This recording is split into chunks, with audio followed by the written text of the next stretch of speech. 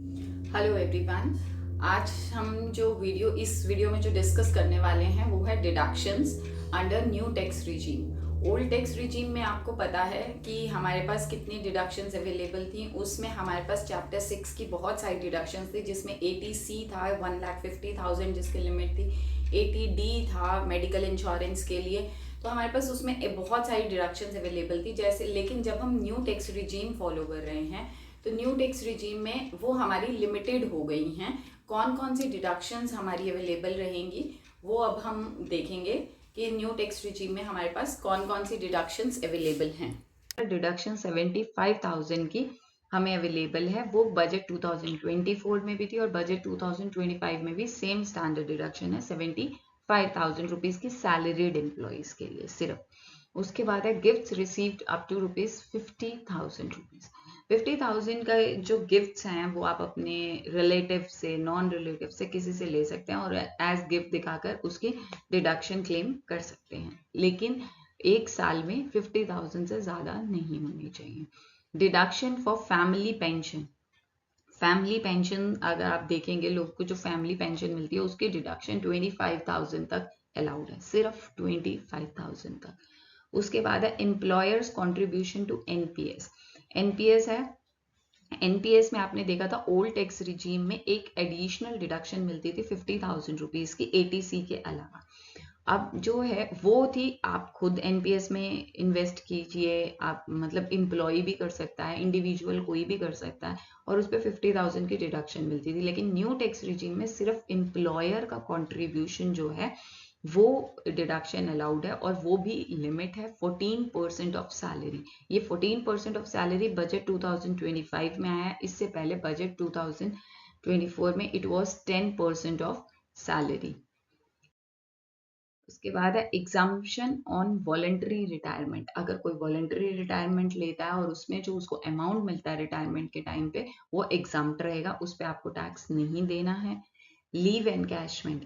Leave encashment है कि आपकी जितनी भी लीव्स रहती हैं उसको आप एनकैश कर रहे हैं, उसके बदले आपको एम्प्लॉयर आपका पैसे दे रहा है। लीव एनकैशमेंट जो अमाउंट मिलेगा आपको वो भी टैक्सेबल नहीं रहेगा, मतलब आप उसकी डिडक्शन क्लेम कर सकते हैं। फिर है ग्रेच्युटी।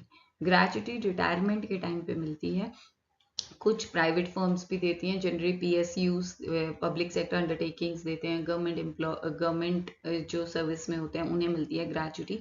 तो ग्रेच्युटी का अमाउंट जो रिटायरमेंट के टाइम पे मिला है वो भी नॉन टैक्सेबल रहेगा।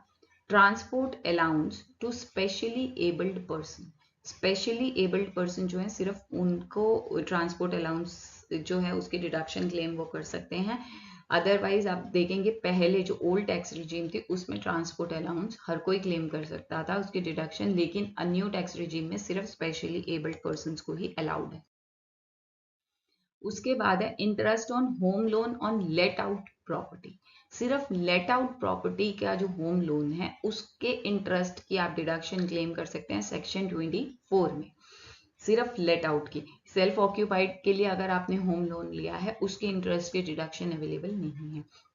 Perquisites received for official purpose. Official purpose का से अगर आप कहीं रह रहे हैं, कुछ कर रहे हैं, वो सब जो आपका एम्प्लॉयर पे कर रहा है उसके लिए जो आपको परक्विजिट्स मिल रहे हैं, रहने की जगह दे रहा है, वो सब टैक्सेबल नहीं रहेगा। Allowances to meet expenses of tour, travel and और ट्रांसफर। किसी से भी रिलेटेड कि आप अगर ऑफिशियल ट्रिप पर जा रहे हैं, ऑफिस आपको ट्रांसफर हो रही है आपकी एक जगह से दूसरी जगह, तो उसका ट्रांसफर अलाउंस मिलेगा, वो सब नॉन टैक्सेबल रहेगा, किसी के पे भी आपको टैक्स नहीं देना है। Allowances for expenditure incurred as part of the employment. अगर आपने अपने एम्प्लॉयर के बिहाफ पे कोई एक्सपेंस किया है और एम्प्लॉयर आपको रीइंबर्स कर रहा है उसके लिए, तो उस पर भी आपको टैक्स नहीं देना है। That is you are incurring expenditure on behalf of the employer. तो वो जब आपको रीइंबर्स कर रहा है, पहले आपने पैसे दिए फिर उसकी रीइंबर्समेंट ली, तो उस पर आपको टैक्स नहीं देना, because that is not your income, वो आपकी इनकम नहीं है, that is only the reimbursement.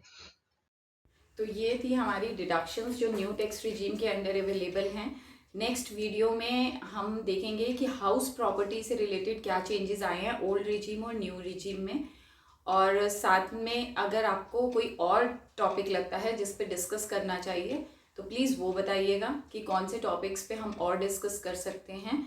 और अगर आपको ये वीडियो अच्छी लगी है तो please like, share and subscribe. Please comment करके बताइएगा कि कोई और टॉपिक है जिस पे हम कर सकते हैं। Thank you for watching.